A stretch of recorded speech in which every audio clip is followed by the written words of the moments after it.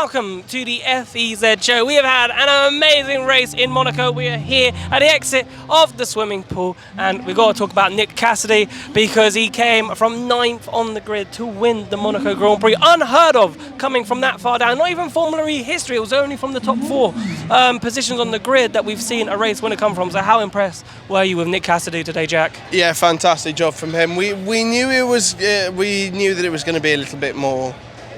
Wow. Yes, previously in Formula E history, that no one had ever won outside the top 4. But we kind of knew that coming into this weekend, with the way that the racing's been as of late, that it was going to be potentially a little bit further than 4th. We were going to look for the winner today. All right then, so let's hear from Nick Cassidy then on what he had to say on his victory. Which is a really exciting race. Really proud of it actually, and it was good. Talk about the fight, obviously, Mitch Evans towards the end, because both of you have got the same powertrain. So do you know what he could do to attack and what buttons that maybe he can press to try and make anything different? Or is it like go-karting now, where it's just up to the driver? Yeah, I don't think it was so much about knowing his powertrain. It's just what energy everyone had available. But yeah, it was interesting. The end and just probably a lap or 2 before the safety car, I felt quite comfortable. Maybe the laps before that were probably the most difficult. Talked a bit about the end of the race. Obviously, we had the safety cars. Obviously, we finished under safety cars. But were we surprised how much energy you had available? Because those last 5 laps, the lap times were up and down. You were in the 137s and 134s, and then you were 132s in that last little stint. Were you surprised to have so much pace at the end of the race? Well, just the energy. As soon as it hit the 80%, then the target went way up, and so yeah, I wasn't using all my allocated energy for the end, but it's actually quite difficult to go from being quite a bit slower because you put the systems and the tires under such a different stress and load. Thanks, man. Under quite a different load when you're going 6 seconds quicker. So yeah, that changed a bit. All right, well done for today. Thank you very much. Thanks very much. Yeah, I was super impressed with Nick Cassidy. I just think it was a great drive, and he's shown the pace of that Jaguar powertrain. But another person that has shown the pace of that Jaguar powertrain is Mitch Evans. And I really thought Mitch Evans had the pace to pass him. He was all over the back. You know, he was really good on energy. And I think it was just the safety cars, really, that stopped Evans potentially from winning this race. Although you could argue that it was Monaco and Cassidy could have defended, but Mitch Evans was just all over the back of Cassidy. Well, yeah, he was actually quite taken aback when Nick passed him. He didn't think that he was going to go at that opportunity. However, you would have thought, yes, the safety cars would have potentially prevented that kind of thing. But I was speaking to Mitch earlier, and he was saying they were, I think it was flat out at that point to the end of the race anyways. So we might have just seen the same result regardless. Yeah, it was an interesting because we saw the pace difference. Like, you know, they were like in the 37s, 40s at the beginning, then they went down to 55s, back to 37s, and then 55s. Sorry, 35s. 35s, and then maybe under the safety car. Maybe potentially, but and then 32s for that last flat-out pace. You know, it was a proper in terms of the race. It was really stop-start in terms of, you know, you could really see when they were conserving and when they were pushing in the media centre. Yeah, but that's how we've kind of seen that these last few races. No one really pushed for the first few bits. I was genuinely surprised where on like lap 12, 13, we were seeing these like 134s, 133s, because they were only a few seconds off what they were doing in qualifying on 250. Whereas, yeah, and then a few laps later they went back to the 37s and 36s, and then towards the end of the race when they were going flat out, yeah, we got the times that were, a second, maybe 2 off the times in qualifying. Yeah, and I suppose for Mitch Evans, then when you start going flat out, overtaking around Monaco is just nigh on impossible. It's not just Monaco. It is other circuits when you just go flat out, and especially like Formula E, we run on the streets, and so it will just be too hard just to overtake. Okay, let's hear from Mitch Evans then on his race. The chaos out there is quite tricky to navigate. So I think something needs to change. It's a little bit too extreme still. I think it was a little bit calmer in ways because just the nature of the track, you couldn't run too abreast, or some of the entries a little bit tighter, so you have to kind of funnel in and go line astern. So, but yeah, it was really hard to manage. But yeah, hopefully they can look at it and look at making some tweaks. With the late race safety cars, that kind of scupper anything with your chances to try and get that win, or do you think it would have been flat out from that point anyways? Yeah, it would have been flat out anyway. So it was hitting that way. Nick timed it perfectly to overtake me. I wasn't expecting it. I thought it was honestly for me today. But yeah, just I wish I'd defended a little bit harder and say and held track positions. I think after that it would have been mine. But the targets got a bit too high. Lifting points got a bit too short and just too difficult to overtake. So after that first safety car, it was basically flat out. So yeah, it was too difficult to overtake. We've got to talk Jake Dennis, because he said something really interesting in the post-race press conference where he's believed that the Andretti, the Porsche powertrain, is still the best powertrain despite Jaguar's dominance. What do you make to those comments? I think in terms of efficiency, I think that they are still number one. We've seen how good they are, even in races like Sao Paulo, where they still came through the pack, and Vergne I think finished. I want to say 4th or 6th, somewhere around there, and Da Costa arguably should have won in Sao Paulo had he not gone wide at the chicane at turn 1.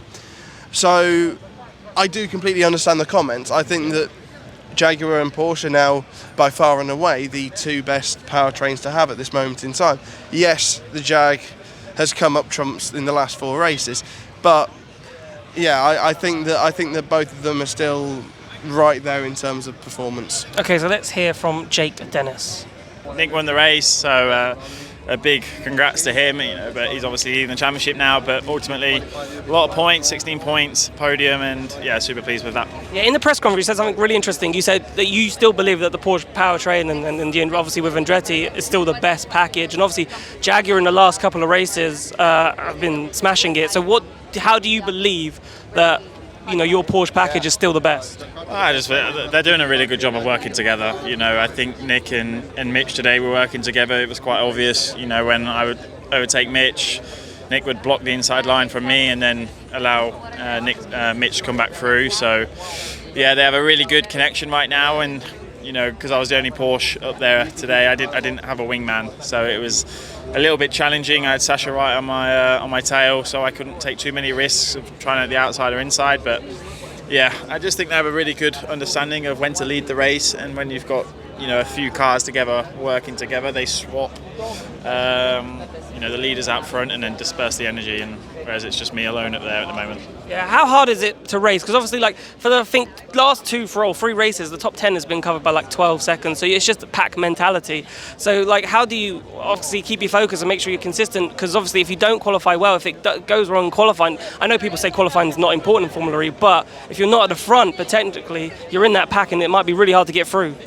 Yeah, I mean, qualifying is not that important, but it's just high risk for damage. You're in the pack, and then it is super difficult to keep your nose clean. You can move forward quite quickly, but everyone's then trying to do that now, and they're just trying to get to the front as quickly as possible. But I do think qualifying will become more and more important in the next few races. And then lastly from me, the pace was crazy today.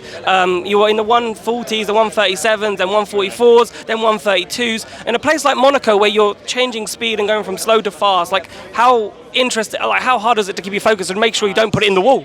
It's hard, especially when they just say, okay, it's flat out the last sort of 3 or 4 laps. You need to sort of reset all your references and go from there and not make any mistakes. But we did a good job. We got fastest lap, and I think I pushed when it mattered and gained that extra point. What really struck me in that interview was that he kind of accused Nick Cassidy and Mitch Evans of working together, even though they're not teammates. That because they had the Jaguar powertrain, that they were working together. Do you think they were working together? I don't think they were working together. It's interesting because we see and we hear in commentary, occasionally they're referred to as 4 Jaguars, and we've seen or 4 Porsches or 4 Mahindras, 4 Nissans, etc., etc. And so yeah, I do kind of understand that, and we know that Envision are extremely close with Jaguar, and Jaguar work very, very closely with their customer team, and so yeah, I think that they are kind of joined at the hip.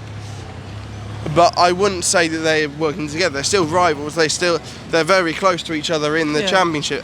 Mitch is fighting for a championship. He wasn't going to lay down and park this one. Yes, sure, yes. There was something in your mind going, well, he's got exactly the same car as me. I don't really want to take him out. but I don't really see like the idea of tactics being that huge of an issue. So, Nissan then. Sascha Fenestraz, Norman Nato, what a day. Even for McLaren of Jake Hughes, obviously taking the pole position, but none of the Nissan powertrain cars, drivers, thought that they'd be waking up and potentially putting on pole today. How impressed were you with them? Who saw that coming? That was absolutely fantastic, and it's so nice to see Nissan do well, because we know how much that they've struggled over the last 4 years when they had that joint venture with EDAMS. Obviously, this is technically the first year of Nissan in Formula E. Yes, they've been the powertrain supplier under the EDAMS guys, but this is the first proper adventure with Nissan as a whole. And so to finally do well, and yes, Sascha got that pole, and then he didn't get that pole, but it went to another Nissan powered car in the McLaren of Jake Hughes. Yeah. And so it's fun. It's nice to see another powertrain doing well. And actually, I think qualifying was fantastic, because we only saw one of the top guys in the championship actually make it through to the duels in Mitch Evans. Everyone else was outside. Exactly, right then. So let's hear from Norman Nato and Sascha Fenestraz on their race weekend. At the end in FP1 I had a brake issue which didn't start really well, so I was like, okay, stay calm. It's not the best to start the day like this, because obviously you're losing. We already like not so many laps, so when you lose in a session it's not great. But we kept calm, we managed to bounce back in FP2. I didn't put the 350, so that's why I was quite far back, but in 300 I was already like around P5, P6. And in qualifying in my group I managed to bring some update in terms of braking system. In terms of driving as well, I did improve in some corner. And being P1 in a group was really, really a good feeling. And then made it to the duel, so it was against Mitch. I did like no 350 in FP1 and FP2, so I was like, okay, it's gonna be again Mitch with no practice. I was like, okay, just have fun. Already, like worst case, you start P7 or P8, which is an okay race or an okay position to start in Formula E. Just try to push the limit and see what happens, and I made it through. And against Sascha, he did a really strong lap. As I said, like I tried to do a bit more in driving, because as I said, like I had no reference at all in 350, and I did too many mistakes in this lap, and it didn't happen. But I mean, like so starting in P3 was a really good position, especially like being both cars together was really nice. Yeah. So then, talk to me about your race, because obviously you started right at the front, but fell back a little bit. What was the strategy? And obviously then you had the little bit of the contact towards the end. That's a consequence. Like the race was pretty much, I would say, over before that. We didn't do well in terms of attack mode strategy today. We lost nearly 6-7 positions, and the problem at the same time was the target was increasing. So after, you only have no chance to get back this position if nothing happened in front of you. So from there, I was in a position of being P2. You ended up being P8 in the middle of the park, where it's a bit of a mess, and then you find yourself basically I don't even know what happened, to be honest, but someone touched my front wing, it got stuck in the wheel, and I had to stop. So yeah. For me, I would call it a pole position, because we had a technical infringement, but it's not on the driver's side. I was just driving the car like I always did. It's just something on the technical side of things. So for me, it's still a pole in a certain way, and the race. P4 is the best result we had this season, especially coming from Berlin, Sao Paulo, which was a terrible 2-race weekend for us. We did a huge step. We still are missing in the race, especially. We still don't have the pace to be winning races, but we are closer. We did a huge step. Now we keep on working hard to keep on doing these kind of results. Yeah, when you obviously lost pole position, you found out that you lost pole. Was it a small relief, because it meant you weren't leading? Because obviously Jake Hughes was leading for a lot and obviously lost a little bit of energy, which hurt his race. So was that a small bit of, well, at least I'm not going to lose too much energy at the start? I mean, of course, I was sad, because, pole position is still pole position. But in a way, yes, I was kind of happy, because regardless of starting on pole, the target was not to be on pole for the first half of the race. So we will have somehow managed to not lead the first half of the race. But then, starting from second, it kind of made it easier for us, and I managed to save some energy, a bit too much, because at the end we couldn't take the whole potential of the car. So in terms of pure strategy, I think we could have done a slightly better job, and maybe the podium opportunity was gonna be more available. And then finally from me, obviously just with the pace towards the end, do you think without the safety cars you could have kept up with that final sort of like 5-lap sprint? Well, who knows? Maybe yes, maybe no. I think we were all more or less the same energy. Only Jake had more. But it was more or less flat out at the end, so it would have been difficult. But this is Formula E. Until the last lap, last corner, you don't know what's going to happen. So difficult to say. I suppose it was really sad for Norman Nato. Obviously, it was a great start. He said there that he kind of made a mistake with the attack mode strategy. And obviously, I know you've been talking about he had the Jules Bianchi, the flowers on the car. It would have been nice for him to finish in a point-scoring position, but unfortunately for him, it wasn't to be. Yeah, no, I genuinely thought everything was going to come together wearing the Jules Bianchi helmet. Jules is the reason why Norman runs the number 17 in Formula E, and Nissan run a red and white car just like Jules had when he was at Marussia back in the day. And this was where Jules got his points in Formula 1. And so I just thought after qualifying he was in third, and I thought, yeah, Nissan will fall back into the pack, but I think that I thought he was going to score points. And then I'm still not really sure what happened to it. It happened at the same point as when Ticktum and Gunter. He wasn't really sure, as he said in the interview. He just got hit from behind, and all of a sudden it was all gone. But let's move on to Dan Ticktum, because at one point of that race I thought he pulled like a 2-second gap. And I thought, take attack mode. And he took attack mode. I thought, he's got a real chance of winning this race, because the pace was slow enough at the beginning of the race where I thought energy wouldn't be too much of an issue for him. But unfortunately for him, he kind of slipped back a bit. But how impressed, for Neo scoring points and Dan up there again, pretty impressive. Well, this was the perfect race for Neo, really. They know that they can't go out and win these races because of how efficient how inefficient the powertrain is compared to their rivals. And so for them, he was loving how slow the pace was at the start, because they, as we talked about earlier, they were running in the 140s at the start of the race, which is 8 seconds off what they ended at the end of the race with.